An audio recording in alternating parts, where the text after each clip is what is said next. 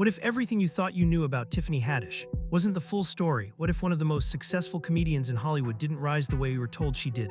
Because the moment Katt Williams opened his mouth, everything changed, not just the room, not just the conversation, the narrative. And once you hear what he said and everything that followed, you might start seeing this story very differently. Oh my God, the room didn't just react, it shifted. You know that rare moment when something is said and before anyone can even process it, the energy changes completely? That's exactly what happened. Conversations stalled, expressions tightened, and for a split second it felt like everyone was trying to catch up to what they had just heard. Because Katt Williams didn't just speak, he detonated a statement. And at the center of it all was Tiffany Haddish. Katt didn't circle around his point or soften the edges. He went straight for it, delivering a claim so sharp it cut through the noise instantly. In his view, Tiffany wasn't the kind of performer who climbed her way to the top through undeniable, battle-tested comedic greatness. Instead, he painted a very different picture, one where her rise wasn't purely organic, but carefully shaped, elevated, and amplified by the machinery of Hollywood itself. A success story, yes. But one that, according to him, had been constructed as much as it had been earned. The moment those words left his mouth, something changed. It wasn't just about disagreement or debate anymore. People started re-examining everything, her breakout moments, her career trajectory, even the narrative that had been built around her success. Suddenly, what once looked like a straightforward rise began to feel more layered, more complicated, and far less clear than it had seemed before. But what made this situation truly intense, what gave it weight beyond a typical celebrity clash, was the context surrounding it, because this wasn't happening in a vacuum. Tiffany's name had already been tied to a series of controversies that on their own were enough to spark serious conversation. There was the lawsuit, one involving allegations so heavy that when it first surfaced, it sent shockwaves through the public. Headlines spread fast, opinions formed even faster. And then, just as suddenly, the story seemed to vanish from the spotlight, leaving behind more questions than answers. Layer onto that multiple DUI arrests, back-to-back incidents that raised eyebrows and concern. Add the quiet but persistent whispers about industry favoritism, about who gets pushed forward, who gets overlooked, and why. And beneath all of it, there's a deeply personal history marked by trauma, instability, and survival against overwhelming odds. When you put all of that together, this stops looking like ordinary celebrity drama. It stops being just another headline or a passing controversy. Instead, it starts to feel like something much bigger, something tangled, unresolved, and quietly building over time. The kind of story where the surface only shows a fraction of what's really going on underneath. And maybe that's why Katt's words hit the way they did. Not just because of what he said, but because of everything surrounding it. Katt's criticism didn't just land, it cut deep, the kind of critique that lingers long after the words are spoken. There was no hesitation, no attempt to soften the blow. He went straight at the core of Tiffany Haddish's credibility as a stand-up comedian, questioning not just her success, but the very foundation of it. In his view, for someone who had been in comedy since her teenage years, there was still a glaring absence. No defining joke that people could instantly recall, no iconic tour that stamped her authority, no unforgettable hour-long special that proved she could carry an audience purely on her own from start to finish. And that was the heart of his argument, delivered with brutal clarity. Fame, he insisted, is not the same as comedic greatness. Visibility does not equal mastery. To Katt, true stand-up isn't about a breakout movie role or a perfectly written script. It's about stepping onto a stage alone, armed with nothing but your voice, your timing, and your mind, and holding a crowd captive for an entire hour. No safety net, no co-stars, no Hollywood production shaping the moment. Just raw, undeniable talent. And in his eyes, Tiffany had not yet proven that she could do that at the highest level. That's why the question he sparked hasn't faded. It still lingers, quietly but persistently, in conversations today. Was this simply bitterness from a seasoned comedian watching someone rise faster than expected? Was it just another moment of industry tension dressed up as controversy? Or was Katt pointing at something deeper, something uncomfortable about how the entertainment world decides who gets elevated, who gets overlooked, and which stories are chosen to be celebrated? Because NCE people started revisiting the timeline, things stopped looking so simple. The more closely you examine it, the more layers begin to unfold, each one adding complexity to what initially seemed like a straightforward success story. And this tension, this underlying friction between Katt Williams and Tiffany Haddish, didn't appear overnight. It traces all the way back to 2018, a pivotal year that set everything in motion. Katt had just secured an Emmy for his standout guest role on Atlanta, a win that brought him roaring back into the spotlight. The industry was paying attention again, and his voice carried weight. Not long after that victory, he sat down for what was supposed to be a routine radio interview on Atlanta's V103 station during the Frank and Wanda morning show. But what unfolded was anything but routine. The conversation quickly escalated into a full-blown, unfiltered rant, one that would ripple through the comedy world for months. Katt began calling out names with striking confidence, almost as if he had been waiting for the moment to say it all out loud. Kevin Hart came up, then Lil Rel, then Howie Mandel, Gerard Carmichael, Hannibal Buress. One by one, he pulled comedians into his critique, challenging their positions, their recognition, and the narratives surrounding their success. But even in the middle of all those names, one stood above the rest. Tiffany Haddish. Out of everyone he mentioned, she was the one who took the heaviest hit, the focal point of his frustration, the symbol of everything he believed was wrong with how the industry was operating. And once he locked onto her, he didn't ease up. Katt didn't just critique her career, he went straight for its foundation.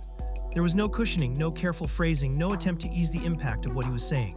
He turned his focus to Girls Trip, the film that catapulted Tiffany Haddish into mainstream fame and transformed her from a working comedian into a household name almost overnight. But instead of praising that moment as a breakthrough of undeniable talent, Katt reframed it entirely. His argument was sharp and unfiltered. The movie created the moment, not the comedian. He claimed he had come across that script years earlier, long before the film was ever made, and suggested that the role itself carried the weight, not the performer. In his view, the lines were written in a way that would naturally land with audiences, regardless of who delivered them. He implied that many comedians could have stepped into that same role, spoken those same words, and generated the same laughter. To him, Tiffany's breakout wasn't evidence of extraordinary comedic dominance. It was the result of perfect timing, the right script, and the right opportunity aligning at the exact right moment. And that perspective shifted the entire narrative. Because if that was true, then what people had celebrated as a defining comedic arrival suddenly looked different. It raised an uncomfortable possibility that the industry sometimes builds stars around moments, rather than moments around undeniable talent. But Katt didn't stop there. He pressed even further, moving beyond Girls Trip and into a broader, more controversial territory. He suggested that Tiffany's rise wasn't driven solely by skill, but also by the level of attention and support she received within the industry itself. He hinted at the idea that visibility, connections, and narrative building played a major role in accelerating her career. And in a move that amplified the conversation even more, he brought up her widely publicized comments about Brad Pitt, using it as an example to underline his point about how attention and media moments can shape public perception. That single interview clip quickly spread, turning into one of the most talked about callouts in comedy that year. Some people brushed it off immediately, labeling it as classic Katt Williams, bold, unpredictable, and unapologetically confrontational. Others felt he crossed a line, but even among those who disagreed with his delivery, there was a quiet acknowledgement that some of what he said didn't feel entirely dismissible. It hit something real, something people couldn't easily ignore. What made the situation even more layered, though, was that Katt insisted his rant wasn't just about Tiffany Haddish as an individual. He framed it as part of a much larger conversation, one about recognition, fairness, and who gets elevated in the comedy world, especially when it comes to Black women. During that same rant, he began naming other comedians, women he believed had been overlooked for years, performers who had spent countless nights on stage, honing their craft in small clubs, building material the hard way, earning their laughs one audience at a time. Women who had put in the work, endured the grind, and developed the kind of experience that traditionally defines a stand-up career. And yet, according to Katt, when it came time for major opportunities, specials, films, mainstream visibility, they were passed over. In his eyes, the issue wasn't simply that Tiffany succeeded. It was how she succeeded and what that said about the system itself. Because if equally or more experienced comedians were being overlooked while someone else was fast-tracked into the spotlight, then the conversation wasn't just about talent anymore. It was about access, about visibility, about who gets chosen and why. And that's where his criticism became more than just a personal attack. It turned into a broader accusation about the mechanics of the industry itself, one that left people questioning not just Tiffany Haddish's rise, but the entire structure behind it. But Katt didn't just stop at questioning careers. He pushed the conversation into territory that many people felt was far more important, yet strangely overlooked in the noise that followed. He raised a point that cut deeper than any single name or headline. According to him, comedy is supposed to be one of the few arenas where appearance should hold little to no power. In its purest form, stand-up is about connection, about making people laugh, about reading a room, about commanding attention with nothing but timing, honesty, intelligence, and fearlessness. In that ideal world, the funniest person wins, period. But Katt challenged that idea directly. He suggested that the industry doesn't operate on that level of fairness, that behind the scenes, image still matters, sometimes more than people are willing to admit. He implied that certain performers are pushed forward more aggressively because they fit a look that is easier to market, easier to package, easier to sell. Meanwhile, others, especially darker-skinned Black women with equal or even greater comedic ability, are often left waiting on the sidelines, overlooked despite years of hard work and undeniable talent. It was a heavy claim, one that spoke to a broader, more uncomfortable reality about representation bias and how success is often shaped long before the audience ever sees it. Yet ironically, that part of Katt's argument didn't dominate the headlines. It was buried beneath the more sensational narrative of him calling out Tiffany Haddish directly. But for many who were really listening, that was the part that mattered most, the part that turned his rant from a personal attack into a conversation about systemic imbalance. And in the middle of all that tension, Tiffany's response came as a surprise to many. Instead of firing back, instead of escalating the situation or matching Katt's intensity, she chose a completely different approach. She kept it calm, she kept it light. She leaned into humor, the very thing that built her career. Taking to social media, she joked that it must be official if Katt Williams was talking about her. At the same time, she made it clear that, in her opinion, he didn't have his facts straight. But even then, there was no bitterness in her tone. In fact, she went a step further. She said she was looking forward to seeing him at the Emmys and planned to show him love because, as she put it, he seemed like he needed it. It was a calculated response, graceful, controlled, and emotionally intelligent. The kind of response that diffuses tension instead of fueling it. She didn't deny his words outright, nor did she attack him personally. Instead, she redirected the energy, choosing composure over confrontation. And in doing so, she shifted how the public perceived the situation, at least for a moment. Then came the Emmys. And what could have been another flashpoint turned into something unexpectedly human. When Katt and Tiffany finally crossed paths, reports later revealed that Katt approached her privately, got down on one knee and apologized. It wasn't a public spectacle. There were no cameras capturing the moment, no viral clips circulating online, just a quiet, personal acknowledgement that something had gone too far. Tiffany later shared that while she appreciated the apology, she also believed he owed her one publicly, because the criticism that sparked everything had been delivered in public. Still, she didn't push the issue. She accepted the moment for what it was and chose to move forward without reopening the conflict. And for a while, it seemed like that decision worked. The noise faded, the headlines moved on, the tension settled into the background. It looked, at least on the surface, like the controversy had come to an end. But as it turned out, it was only a pause. But the story didn't stay buried. What many people thought had faded into the background suddenly came rushing back into the spotlight, and this time it hit even harder. In January 2024, Katt Williams sat down with Shannon Sharpe on Club Shay Shay, and what followed wasn't just an interview. It was a full resurfacing of everything he had said years earlier, now amplified, sharpened, and impossible to ignore. For nearly 3 hours, Katt spoke with the same intensity, the same conviction, but this time there was something different. He wasn't just revisiting old statements, he was reinforcing them, expanding them, doubling down in a way that made it clear he hadn't reconsidered his stance at all. If anything, he stood even firmer in it. Katt argued that the narrative surrounding Tiffany Haddish's rise had been softened over time, reshaped into something cleaner, more inspiring, more acceptable to the public. In his view, the version people were now celebrating wasn't the full story.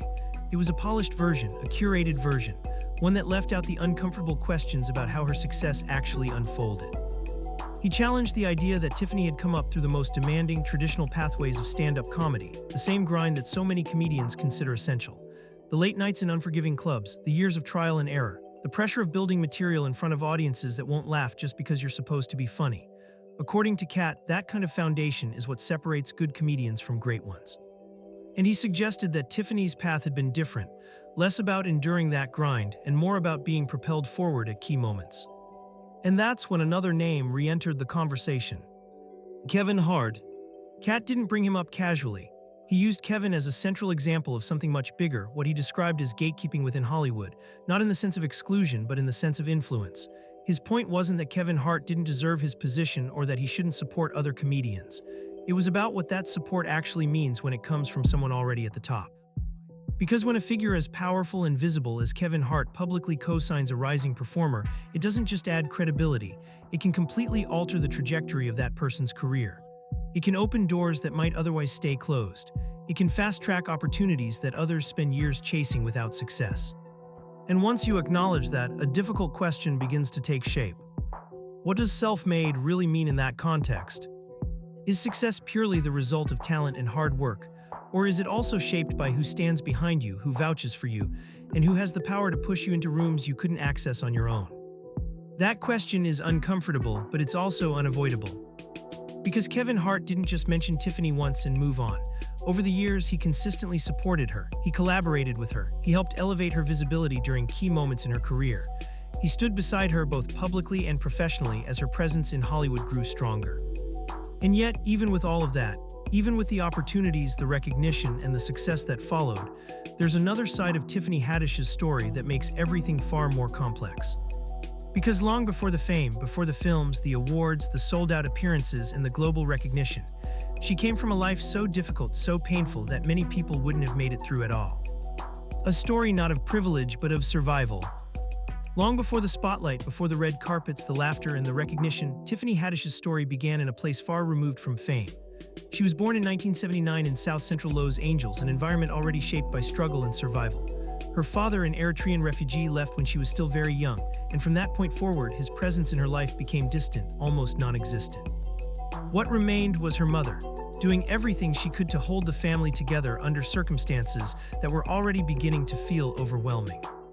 For a time, it was a fragile balance, but then everything changed. While Tiffany was still a child, her mother was involved in a devastating car accident, one so severe that it didn't just leave physical scars, but emotional and psychological ones as well. According to Tiffany's own recollections, that moment marked a turning point. The injuries her mother sustained were followed by serious mental health struggles, and gradually the atmosphere inside the home began to shift in ways a child could feel but not fully understand. What had once been difficult became unstable. What had once been uncertain became chaotic. Tiffany has described those years as filled with tension, yelling that echoed through the house, harsh discipline that blurred into fear, and an emotional environment that felt unpredictable at best, frightening at worst. The person who was supposed to be her source of protection and comfort was now fighting battles of her own, battles that spilled into every corner of their home. At one point, the weight of it all became too much. Tiffany has said that she begged to go live with her grandmother, hoping for a place that felt safer, calmer, somewhere she could finally breathe, but that escape never came. Instead, she remained where she was, in a situation that only seemed to grow heavier with time. And as the pressure inside the household increased, so did the responsibilities placed on her shoulders. By the time she was just 10 years old, Tiffany was no longer living the life of a typical child. While other kids were worried about school assignments, friendships, or what games to play after class, she was helping raise her younger siblings. She was stepping into roles far beyond her age, trying to hold things together in a home that felt like it was constantly on the edge of falling apart. That kind of responsibility doesn't just pass through a child, it settles in, shaping how they think, how they react, how they carry themselves for years to come. And then, just as things seemed like they couldn't get more difficult, they did. Around the age of 12, a violent incident involving her mother and a neighbor brought everything to a breaking point. Authorities stepped in and the fragile structure that remained of the family finally collapsed. Her mother was placed into a mental health facility, and in an instant, the life Tiffany had known was gone. She and her siblings were separated and placed into the foster care system. For many children, that transition alone is traumatic, being removed from everything familiar, split from siblings, and placed into completely new environments with strangers. But according to Tiffany, her experience didn't bring the safety or stability one might hope for. Instead, it introduced new forms of confusion and fear. She has spoken openly about one foster home in particular, where an adult in the household behaved inappropriately toward her. At the time, she was still so young, so unsure of what was happening that she couldn't fully process it. It was only years later that the weight of those experiences truly settled in, when confusion turned into clarity, and clarity into something far more painful. And by then, those early wounds had already become part of her story, shaping not just who she was, but who she would eventually have to fight to become. Long before the spotlight, before the red carpets, the laughter, and the recognition, Tiffany Haddish's story began in a place far removed from fame. She was born in 1979 in South Central Los Angeles, an environment already shaped by struggle and survival. Her father, an Eritrean refugee, left when she was still very young, and from that point forward, his presence in her life became distant, almost non-existent. What remained was her mother, doing everything she could to hold the family together under circumstances that were already beginning to feel overwhelming. For a time, it was a fragile balance, but then everything changed. While Tiffany was still a child, her mother was involved in a devastating car accident, one so severe that it didn't just leave physical scars, but emotional and psychological ones as well. According to Tiffany's own recollections, that moment marked a turning point. The injuries her mother sustained were followed by serious mental health struggles, and gradually the atmosphere inside the home began to shift in ways a child could feel but not fully understand. What had once been difficult became unstable. What had once been uncertain became chaotic. Tiffany has described those years as filled with tension, yelling that echoed through the house, harsh discipline that blurred into fear, and an emotional environment that felt unpredictable at best, frightening at worst. The person who was supposed to be her source of protection and comfort was now fighting battles of her own, battles that spilled into every corner of their home. At one point, the weight of it all became too much. Tiffany has said that she begged to go live with her grandmother, hoping for a place that felt safer, calmer, somewhere she could finally breathe. But that escape never came. Instead, she remained where she was in a situation that only seemed to grow heavier with time.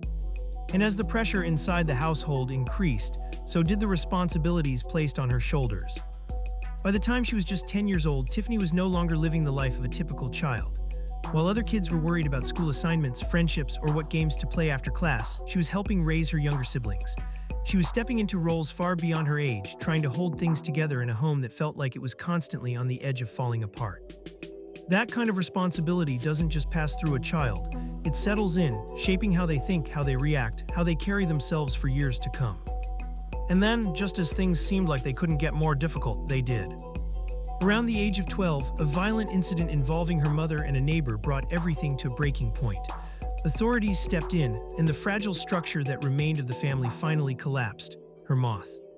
Was placed into a mental health facility, and in an instant, the life Tiffany had known was gone. She and her siblings were separated and placed into the foster care system. For many children, that transition alone is traumatic, being removed from everything familiar, split from siblings, and placed into completely new environments with strangers. But according to Tiffany, her experience didn't bring the safety or stability one might hope for. Instead, it introduced new forms of confusion and fear. She has spoken openly about one foster home in particular, where an adult in the household behaved inappropriately toward her. At the time, she was still so young, so unsure of what was happening that she couldn't fully process it. It was only years later that the weight of those experiences truly settled in, when confusion turned into clarity, and clarity into something far more painful. And by then, those early wounds had already become part of her story, shaping not just who she was, but who she would eventually have to fight to become. But here's the part people don't always want to confront, the part that doesn't fit neatly into an inspiring narrative. Trauma doesn't disappear just because life starts looking better on the outside. Success doesn't erase it, fame doesn't heal it.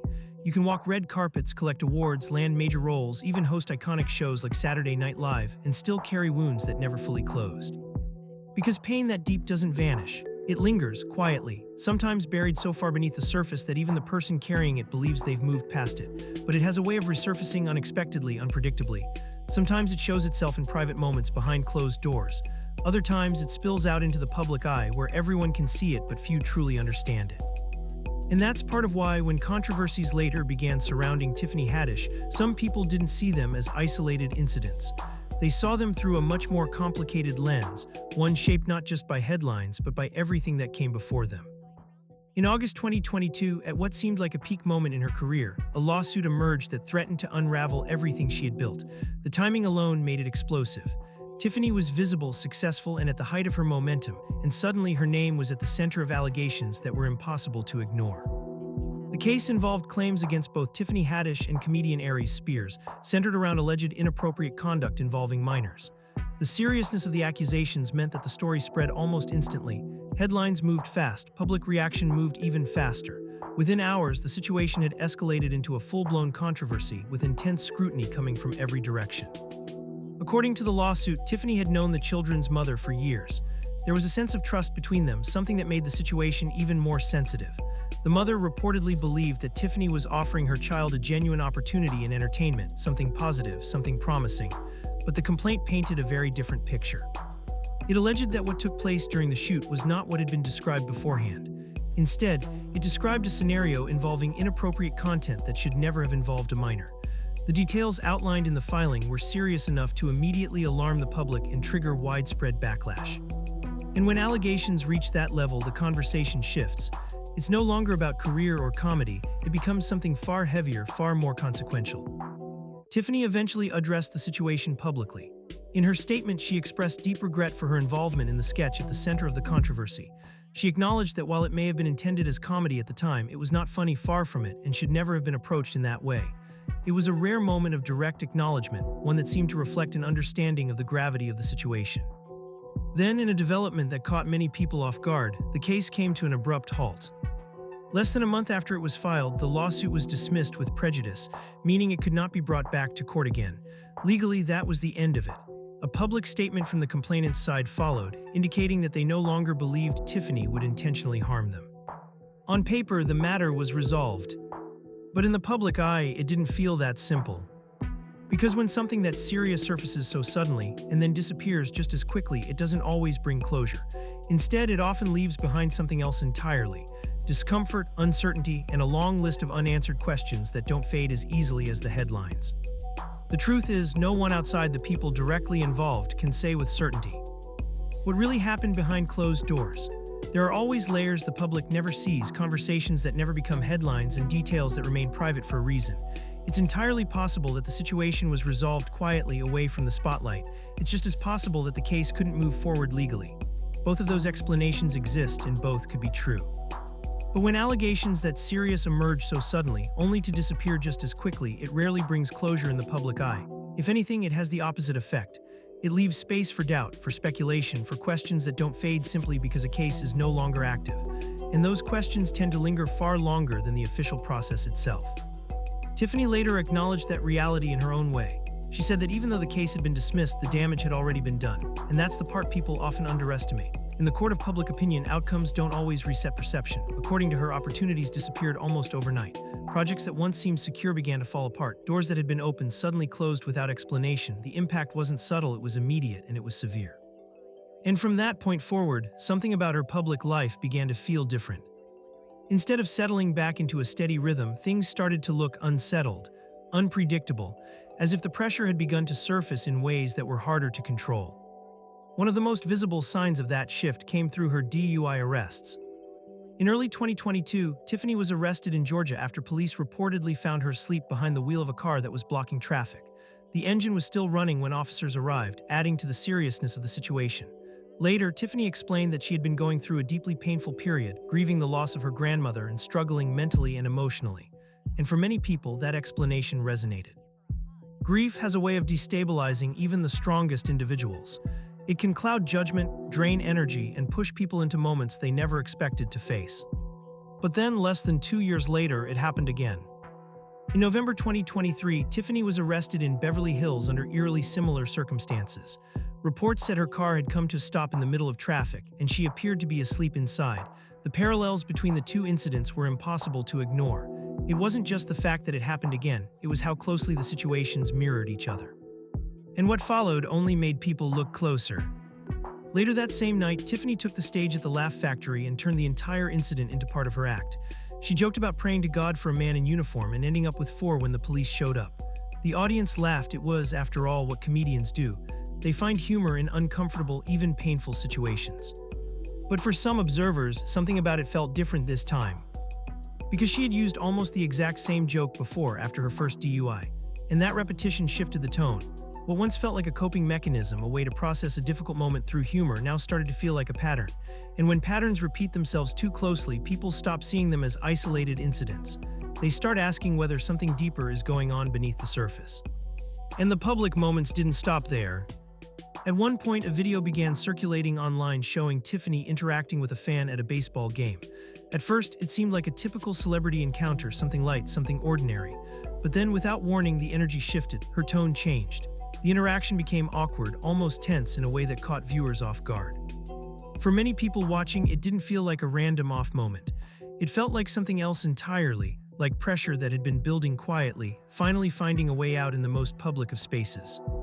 And once people start noticing those kinds of moments, they start looking closer at everything else. Then came another moment that only added to the growing sense that something deeper was unfolding beneath the surface. A video began circulating online after Tiffany went live on Instagram from her car, speaking for more than 20 minutes in what felt less like a performance and more like a release.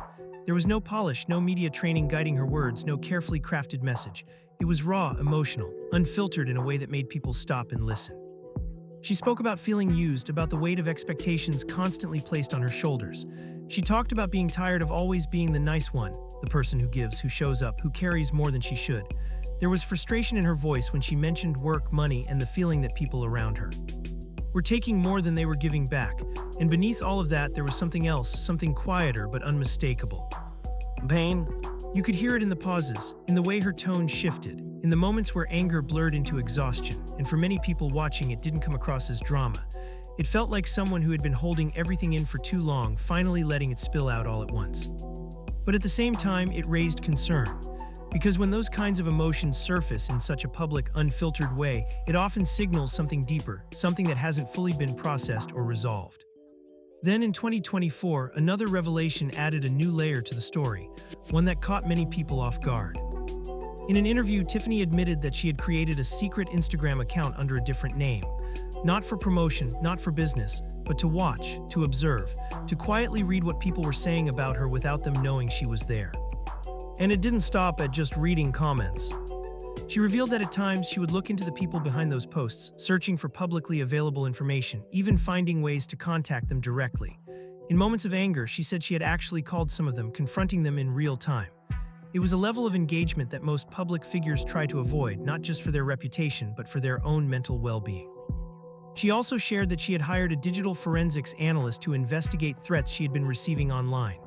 According to her, many of the most aggressive messages came from bot accounts, automated, faceless sources designed to provoke and disturb. But the ones that came from real people, those were different. Those hit harder. Enough that she began filtering certain words from appearing in her comment sections altogether, trying to create some form of emotional distance between herself and the constant wave of criticism. And while protecting mental health online is something many celebrities have to learn how to do, for some observers, this felt like more than just self-protection. It felt like a sign that the noise, the negativity, the scrutiny, the pressure had begun to take up too much space in her mind. That it wasn't just background anymore, it had become personal. And through all of this, through every controversy, every public moment, every shift in perception, one name continued to linger quietly in the background of Tiffany Haddish's story. Kevin Hart. The same Kevin Hart who once stepped in when she had nothing. The same Kevin Hart who gave her support when she needed it most. The same Kevin Hart who stood beside her professionally as her career began to rise. For years, he was seen as one of her strongest allies, someone who believed in her before the world fully did. But once Katt Williams reignited the conversation about gatekeeping and influence in Hollywood, people began to look at that connection differently. Not necessarily with accusation, but with curiosity. If Kevin Hart truly held the kind of influence Katt suggested, and if that influence helped open doors for Tiffany at key moments, then what does that say about how success sometimes works behind the scenes? That question doesn't come with an easy answer, and it's exactly the kind of question that fuels speculation. Because from there, the conversation didn't stay contained. It expanded, spilling into broader discussions about Hollywood circles, power dynamics, and the invisible networks that shape careers. People began connecting dots, sometimes carefully, sometimes recklessly. Associations were examined, timelines were questioned, and as always in the world of celebrity, proximity alone became enough to spark theories, whether grounded or not. To be clear, speculation is not proof. Being in the same orbit as powerful figures does not automatically imply involvement in their controversies. But in an industry where image, silence, and timing carry weight, even the absence of a statement can become part of the narrative. And once those narratives begin to form, they are incredibly difficult to control. And that's what makes this entire story so layered, so difficult to reduce to a simple conclusion. Because on one side, Tiffany Haddish's life is undeniably a story of survival, a story shaped by hardship, instability, trauma, and an extraordinary level of resilience, a story that by all accounts should be respected. But on the other side, her career has also been marked by controversy, public missteps, and a series of moments that continue to raise questions that haven't fully faded, no matter how much time passes. And standing right in the middle of all of it is Katt Williams, unmoved, unapologetic, still insisting that what many people embraced as an inspiring rise to fame might also be something more complicated, more constructed, and more uncomfortable than the public initially wanted to believe. So what is the truth? Was Katt simply being bitter, another veteran comedian reacting to someone else's rapid success?